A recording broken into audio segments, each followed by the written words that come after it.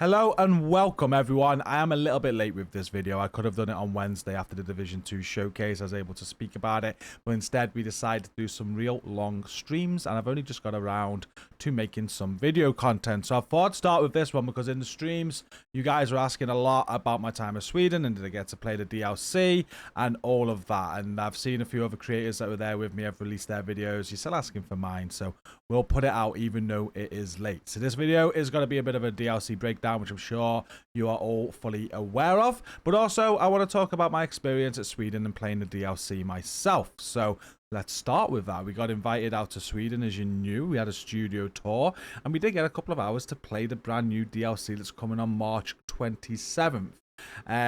We started with like brand new characters. As weren't like we couldn't use our actual characters we have on the game, which was a shame. So we had like we had no builds, very low level gear, to a point where I played on, I think I played on story mode because I just thought let's get into it, and story mode kind of felt easy.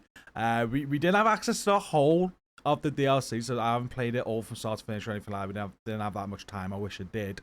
But we did get to experience the start of the DLC, I want to say, and up to the first main mission. And by the time I got to the first main mission, I thought I'm going to bit hard. You know, I reckon I could do hard, and oh boy, with that build, it wasn't the right choice. I didn't actually get to finish the first main mission because of it. I got right to the end. By the time I got to the end, I was having a tap on the shoulder like, your time's up, you got to get off. And I really didn't want to get off, which I think is a good sign. I can't believe that we had an allocated time slot where we could get in, get stuck in, have a little bit of a go of it, experience it, and do what we want on it. And it went so fast, which is a great sign because I think it's always good when time flies and you know you're having fun, right? So what did I play? What did I see? Well, everything that you've kind of seen in the showcase, really, is what I've seen. I've just got to play a little bit of it, and you can see the clips I'm using on screen now. They allowed us to use this footage after the event and after they did the showcase, and this is some of a gameplay of Brooklyn. We can see it's set in autumn, as you know, which is a first for the franchise. The Division has never been in autumn. We've had winter, we've had summer, now we've had autumn. What's next, by the way, is my question. This is something we mentioned about in stream and nothing we've been told of at all. But what's after autumn? It's winter, right? I mean, the Division 3 is heading back to winter? Who knows? But I like to think that lots of people ask for snow to return, and we haven't had snow since the Division 1, so who knows going forward. But this one's set in autumn. The scenery is amazing. So if you've played, well, obviously you've played the Division games, right? The Division 1, the Division 2. The Snowdrop engine is absolutely beautiful. The worlds they create are stunning. There's no different. Expect an absolute stunning environment to play through when you play this DLC. It looks absolutely fantastic. And to think that this game is now, what, it's like about 7 years old, 6-7 years old. We've got read into year 7 now, right? And it's still a game that runs on the PlayStation 4 and Xbox One. So to still be producing content that looks this good and feels this good is incredible. So the other part that I really felt happy about was the nostalgia of it. Like, as we know, we're going back to Brooklyn. We're going to where we started in the Division 1. Now, when we play Brooklyn in a Division 1, it's a very small area. You're not there that long.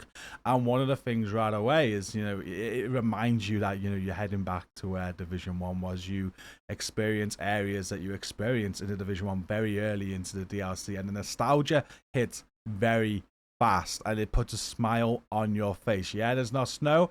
It's autumn now, and it's different. But they have reworked the old Brooklyn map from the Division 1 into this map, so you are going to be able to explore that area that you've explored in the Division 1 in this. And one of the things I want to do when the DLC comes out, I want to load up the Division 1. I want to kind of do a side-by-side with the Division 2 and kind of like walk through the streets and see how different it is. And one thing they mentioned in the showcase is they wanted to show how it has advanced since then, because this is in the future since when we played the Division 1. Things have advanced. I think they've been hit by some hurricane or something as well. And they wanted to kind of show that. And there's some areas where you go to where in the Division 1, you remember, I think it's like a ramp that you go down on one of the, I forgot what the mission's called. Is it Precinct Siege maybe? But in the Division 2's version of Brooklyn, it's filled with water, and it's just good. It's going to be great. I can't wait to actually have more time on it just to explore the map, and it's so much bigger than what the Division 1 Brooklyn was. As we've said, so there's loads more to explore and a whole kind of new map created. It was really good. So with the DLC, which we'll go over, we are going to do a bit of breakdown on that and all the information on it, but they have added a kind of feature with the cleaners with the purple flame that they're going to be using. So that as well was something that was kind of fresh because we haven't had that before. It kind of feels like fragile armor in a way, which is a directive on the game. Well, that was quite cool to have an additional feature to it. I didn't actually get a chance to do any control points or anything like that. When I played my time on it, I strictly stuck to the guided missions, really. What it wanted me to do, I went and did. So I didn't do a lot of exploring. But there are going to be some control points. There's going to be open world activities. There's going to be collectibles. There are 8 hunter masks that I'm guessing. I say hunter masks. It's going to be 8 hunter riddles, which will probably give you hunter masks that you're going to be able to try and work out. I love that when Division 2 came out, the first set of hunter riddles in DC, and then when they released Warlords of New York, we had another 8 hunter riddles to solve. There were some real fun times trying to figure them out with the Division 2 Secrets Discord server, as well as a real community effort to get all of those riddles done, and I can't wait to do that again. Let's hope nobody just data mines and releases all the information, because that'll be rubbish. So I'm very excited for that as well. And I think this leads us on nicely to a bit of a DLC breakdown for you now. So we'll start with the map. This is what the map looks like. You've got 2 areas. We have Dumbo and Brooklyn Heights. So in my time playing on this, we only actually got access to the Dumbo area. If I wanted to, I could have ran all around Dumbo and explored all of that. We weren't allowed to go into the Brooklyn Heights area, so I have no idea what that looks like. You see, we've got a settlement bang in the middle. You've got DC and New York as fast travel points up top.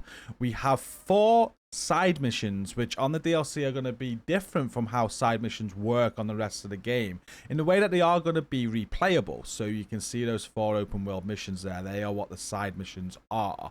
And I've already mentioned, like, the hunters are going to be on this map. All 8 hunters will be on this map. You've got side activities as well, like those open world activities, and I think it's 4 control points as well. And on top of that, you've got 3 main missions on the DLC, and these are going to be off-site locations. You can see that in the bottom right there, the 3 main missions. So I nearly got to finish one of those. We weren't even allowed to see any of the others. Just one thing before I do move on, though. There's a question that has been asked in stream. Like I said at the start, we were given a new character with low gear, which is why I had to play on lower difficulty. You will be starting this map with your characters, level 40 characters, with all the builds that you've got. And unlike on DC and Warlords of New York, where you had to play through it on story difficulty first, you will be able to go straight into this DLC and play it on heroic if you want to. You can have the open world set to heroic. You can start the side missions and the story and the campaign that's coming with it all on heroic if you want to. You're not going to be forced to play it on story first. During the story, there are some characters, and they went over what characters are going to be in this DLC. Theo Parnell is going to be a part of it. One thing with the story that's worth mentioning is it is a standalone campaign story. It's got nothing to do with, like, the current story in the Division 2. It's not an extension of that. It's a standalone thing. So when you see Theo Parnell as a character, you might be wondering why. Is it some form of extension of what we're doing now? Currently, at the time we're recording this, we're looking for Agent Kelso, and it's not. It's completely separate, which is why the delay of this DLC hasn't mattered so much with how the story's been progressing in the main game. This could have dropped at any point because it's not attached to current events. It's its own thing, and with that does bring some fresh characters to it. I say fresh, but this next character is Dr. Kendall, who you might remember from the Division 1. So bringing a Division 1 character back to the Division 2. You would have remembered her from the base of operations. She's someone that you rescue as part of the base of operations. Again, in lines with showing how time has advanced. Her name tag now looks a bit more worn and things like that. So we're going to be reintroduced to this character. And the last character is a brand new character to the game. Not really a series though, because it's Agent Hoskins. And you may remember that name if you listened to the audiobook that was created a few years ago. I think it was called Rain of Fire. I forget the name. But this was the main character in that audiobook. So they're bringing the character from that story into the game, which I'm very excited about.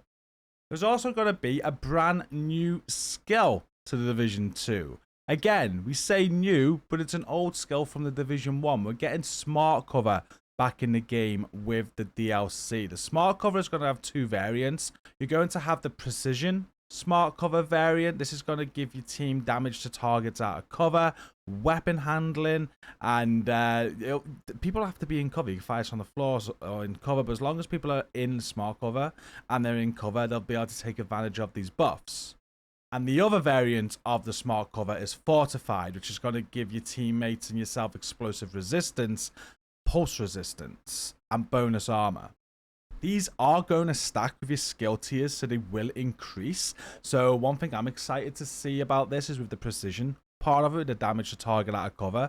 What if we were to get skill tiers on that? How high does that go? Especially with overcharge as well. I did get to use this. They weren't going to initially let us use it when we got to play it, but they did unlock it for us. We did have a little play around with this.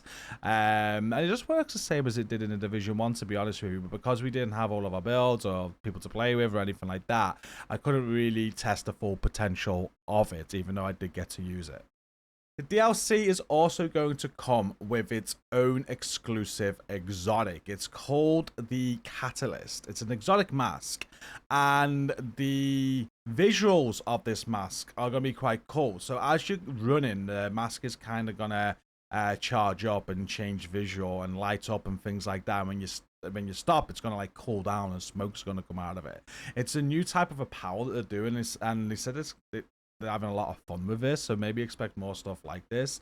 But yeah, the exotic mask looks like this. It's chemical agent talent, where it says dealing and receiving status effects, burn, bleed, or shock, EMP, disrupt, all of them. Build stacks of catalyst to a maximum of 12, and each stack grants 2% weapon damage and 2% status effect. Each enemy within 25 meters that is affected by a status effect grants 1 stack per second. Being affected by status effects grants 2 stacks per second. Stacks decay at 1 stack a second after 5 seconds if no enemies in the radius or if you're affected by a status effect. It's also got reactant at max stacks. Killing a status affected enemy grants bonuses for 5 seconds as bonus armor and reload speed. And I can't scroll down here. I think another part of this exotic mask is when you do take a status effect, it's not going to affect your ADS. You're still going to be able to ADS with it. So this exotic mask is going to be a DLC exclusive. I have no idea how you're going to get a hold of this, but you are going to only be able to get it through the DLC and through the Brooklyn map, I guess. And that is pretty much it. I have no more details for you than what they showed in the showcase, really. Again, I thoroughly enjoyed my time on it. I didn't want it to stop. They say that 100% the DLC is going to take up to about 10 hours. Then after that, it will have replayability then through if you want to play the map on your normal end game grind for whatever reason that is. The price of the DLC is going to be €14.99, and there is going to be a deluxe version as well, which will come with some apparel items. I'll show that on screen now. Not sure the price of the deluxe version. I'm guessing probably like another €10 on top of that. A lot of people ask, can you pre-order this? You can't pre-order it, but you can wish list it. If you go on Ubisoft Connect on your PC right now, you can add this to your wish list. I'm not sure if you can do that on console at all, but there's no way of pre-ordering it or anything like that. You also can't buy it with premium credits as well. That's another question people have asked. This will have to be paid with cash when it comes out, and the release date of this currently, without any delays, or any more delays should I say, is going to be May 27th. It's also worth looking at this screen that they've shown here as well. From the release of Battle for Brooklyn, this is what the base game will look like. You just get a hold of the base game. If you buy the Division 2 Gold Edition, you'll get the base game, Warlords of New York, and the Battle for Brooklyn DLC, which is now going to give you a level 40 character boost as well. The Ultimate Edition comes with all of those free and a year one pass, Ultimate Pack, and 1,000 credits as well, the premium credits. Now, a lot of people are asking when they saw this screen, does this mean if you already own the Gold Edition or the Ultimate Edition, does that mean you're going to get Battle for Brooklyn DLC anyway? No, if you already own them, you are still going to have to purchase it. But if you don't own the Gold Edition or the Ultimate Edition right now, and you're to purchase this after Battle for Brooklyn is released, it will be included. And I'm pretty sure as well, if you are a Ubisoft Plus subscriber like myself, where you subscribe to the monthly program to have all the Ubisoft titles, this will be included. So I'm pretty sure that's the case. Don't quote me on it too much, but you practically get everything with that. So I imagine if you are a Ubisoft Plus member, this will be included. And that is it for my breakdown and my experience while playing it as well when I was over in Sweden. So a lot of people are obviously asking what are my thoughts on it, and honestly, I'm very excited. I'll be absolutely honest though, like you know, our expectations as a player base is very high. Obviously, we love this game, and my expectations are set way up there. Don't get me wrong. I want to see that third raid. I want to see more incursions. I would love to see like a survival game mode. Like, I've got a bucket list of things for this game.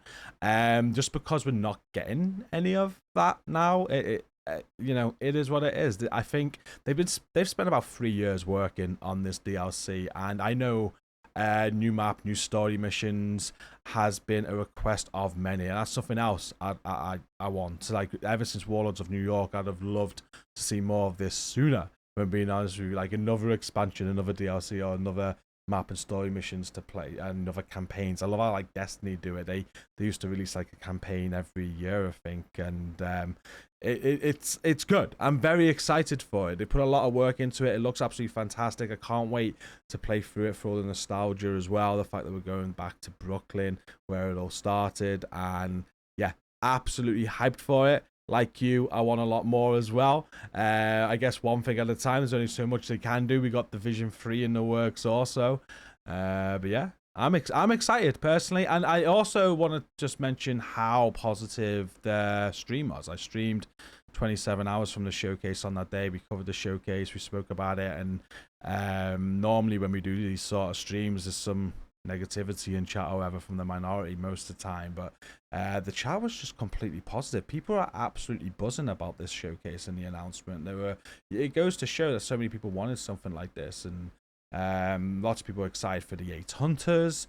Lots of people are excited just to explore a brand new map, going back to Brooklyn for the nostalgia value, like myself. Yeah, the positivity in that chat on that stream was absolutely great to see. Super positive for this myself. May 27th can't come quick enough. When it does land on May 27th, you know we're going to be streaming. It lands with a brand new season as well. For Year 7 Season 1 Crossroads, we're going to have new journey missions, new gear, new exotics to farm for. Yeah, I can't wait. That's going to be a good day. We're going to be streaming that day, and I'll be surprised if it didn't last more than 24 hours. We'll be doing another one. Very excited, and I hope you are too. But that's it for this video. I hope that covers what you're all asking me to do. So many of you asked me to make this and give me my thoughts on the game and what I thought while I played a little bit that I did. And yeah, thank you for watching. Let me know in the comments what you think and how excited you are, you know. Let's discuss it. But don't forget to like the video, subscribe if you're new here today, and until next time, peace out.